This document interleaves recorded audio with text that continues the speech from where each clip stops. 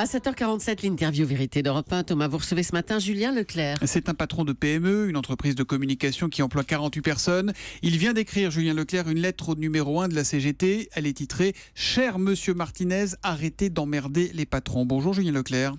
Bonjour Thomas. Sur le fond, vous lui dites quoi à Philippe Martinez dans ce courrier ? Je lui dis que je suis triste. D'abord, je suis triste de l'image qu'il donne des entreprises, triste de l'image qu'il donne des entrepreneurs et de la France en général. Et je suis en colère contre les méthodes fascisantes qu'ils utilisent. Méthode fascisante ? Le mot est fort quand même. Est-ce que oui, c'est à propos ? je dis pas que ce sont des fascistes. Je suis même persuadé du contraire. Mais je pense que les méthodes le sont. Quand on bloque les journaux et les grands quotidiens nationaux qui refusent de publier une tribune de vous, je pense que ça mérite ce qualificatif. Quand on bloque, c'était il y a 10 jours, quand on bloque l'ensemble des moyens de transport et de communication, qu'on bloque des centrales nucléaires, l'électricité, etc., je pense que oui, on a le droit de faire grève, mais on n'a pas le droit d'empêcher de ne pas le faire, par exemple, aussi. Vous écrivez « J'aimerais vous démontrer que les positions caricaturales qui sont souvent les vôtres sont d'un autre temps ». Est-ce que c'est pas la définition du dialogue social aujourd'hui en France, les positions caricaturales d'un autre temps ? Oui, sans doute, certainement, mais en tout cas, ça correspond plus à la réalité des entreprises. 99,9% des entreprises françaises sont des PME, et encore plus important, ce sont ces petites boîtes qui créent de l'emploi. Et le dialogue social, c'est pas celui tel qu'on le perçoit. D'accord, mais quand vous entendez Pierre Gattaz, le patron du MEDEF, qui est un peu le représentant des entreprises au sens large, même si vous, c'est les PME, comparer la CGT à des terroristes, on n'est pas complètement dans la demi-mesure. Non, je trouve ça grave d'ailleurs. Je trouve qu'on n'a pas le droit de galvauder ces termes-là. Néanmoins, mais justement, le dialogue social, c'est autre chose que le MEDEF contre la CGT. Le dialogue social, tel que je le vis dans mon entreprise, c'est pas des salariés contre des patrons, c'est une aventure humaine qu'on vit ensemble.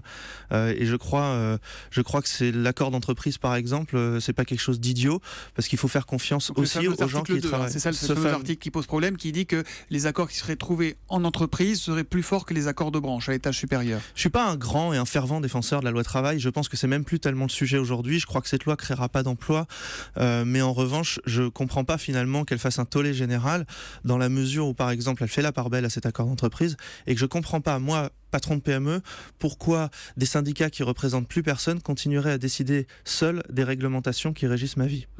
Alors vous avez d'ailleurs écrit, parce que vous êtes très prolixe en ce moment, à Myriam El Khomri, c'était le 31 mars. Soyez gentils maintenant, foutez-nous la paix à cause de votre texte sans intérêt. On réentend partout dans les médias que les patrons sont des esclavagistes assoiffés de pouvoir et d'argent. Arrêtons le massacre. Elle vaut rien cette loi en fait. C'est beaucoup de débats, beaucoup de polémiques pour rien. Il n'y a plus grand-chose, c'est ce qui me fait dire d'ailleurs que la CGT a sans doute obtenu ce qu'elle voulait, qu'il serait peut-être temps d'arrêter la grève, pour reprendre les paroles du président de la République. Je ne suis pas toujours d'accord avec lui, mais là en l'occurrence oui. Et elle fait beaucoup de mal dans la mesure où ces grands effets d'annonce, qui ne donneront pas grand-chose à la sortie, remettent énormément de violence dans les débats, et c'est assez dur à vivre quand vous êtes entrepreneur. Ça veut dire quoi, qu'au sein de votre entreprise, il y a des débats, ça crée de la tension ou pas ? Dans mon entreprise, il y a d'autres sujets qui sont le pouvoir d'achat qui baisse, qui sont le manque de visibilité dans ma boîte, qui sont que précariser les entreprises comme on est en train de le faire aujourd'hui, ça précarise les salariés. La première cause de précarisation d'un salarié, c'est quand sa boîte va pas bien. Mais ça veut dire surtout que dans le climat général, il y a énormément de violence. Quand on voit partout sur Internet qu'il faut pendre les patrons, je trouve pas ça super rigolo en fait. Mais pourquoi on sait pas se parler dans ce pays ? Pourquoi on sait pas travailler ensemble ? Pourquoi ? Parce qu'une entreprise sans salariés, c'est rien, et des salariés sans entreprise, c'est rien non plus. Mais en fait, on sait le faire, on le fait, et on le fait toute la journée dans 99% des entreprises, mais c'est pas ce qu'on raconte, et je pense que c'est parce qu'il y a notamment la CGT n'a aucun intérêt à donner une image plus positive du dialogue social, parce que sinon ils ont peut-être l'impression qu'ils ne pourront plus exister, ce qui est faux. On a certainement besoin des syndicats en France, mais qui viennent... Vous ne dites pas plus de syndicats terminés. Non, je ne suis pas un anti-syndicaliste primaire, je ne suis pas dans les cases, je ne suis pas dans la caricature, mais je pense en revanche que leurs positions le sont, et que les méthodes sont absolument inacceptables, parce qu'ils sont en train de pressuriser des entreprises, et donc aussi des salariés. Et qu'est-ce que vous demandez au gouvernement, alors, là, du coup, aujourd'hui ? Comment on en sort ? C'est la question à laquelle personne n'a la réponse depuis des semaines. Non, et c'est vrai que c'est pas évident. Je comprends qu'aucun voudra reculer. Moi, je pense que c'est la CGT qui doit prendre ses responsabilités, accepter qu'elle a gagné une grande partie du combat et arrêter de bloquer. Je pense aussi qu'ils s'attaquent pas aux bonnes personnes, parce qu'ils justifient beaucoup de leurs actions en disant oui, mais on en veut au gouvernement, on en veut aux grands actionnaires qui s'en mettent plein les poches. Et donc, vous bloquez le métro. Mais ça fait longtemps que le gouvernement prend plus le métro, les garçons. Ça fait quelques années que vous êtes chef d'entreprise. Est-ce qu'aujourd'hui, il est plus facile d'être un petit patron qu'en 2012 ? On dit qu'il y a eu beaucoup de choses de faites, le crédit impôt, etc., le pacte de responsabilité.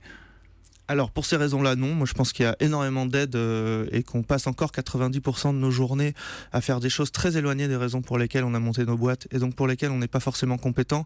En revanche, c'est quoi? C'est de la paperasse? C'est de la paperasse, de l'administration, du management. Moi je passe la moitié de mes journées à répondre sur des fiches de paye, enfin bon, etc. Mais je pense que le climat social, oui, globalement, était plutôt en amélioration, qu'on arrivait à avoir une image qui s'améliorait. C'est plus le cas depuis les débats sur cette loi travail. On vous sent un peu désabusé, vous y croyez encore ou vous êtes au fond du sac là? Non, je suis pas au fond du sac, je suis heureux dans ma vie, mais je suis quand même en colère. Je suis consterné de l'image qu'on donne de la France et j'en ai vraiment marre qu'on raconte que la France c'est le Bangladesh. J'en ai vraiment marre qu'on raconte aux jeunes que leur avenir c'est chômage ou esclavage.